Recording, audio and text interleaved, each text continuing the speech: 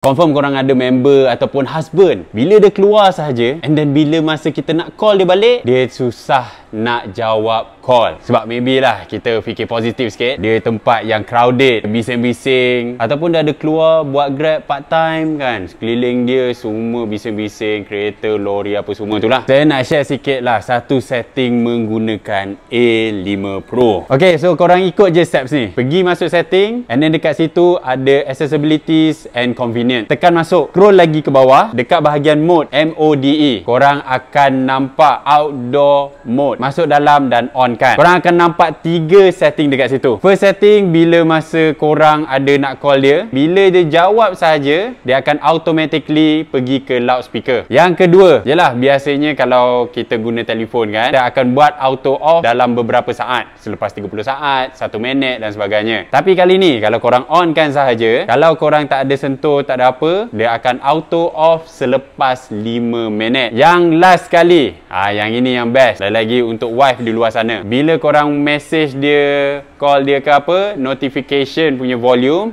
akan lebih tinggi daripada biasa. So itulah feature baru untuk Oppo A5 Pro Outdoor Mode. So kalau korang rasa mode ni memang sangat-sangat membantu, korang pun boleh komen. Dan jangan lupa like, share, follow. Oh yeah.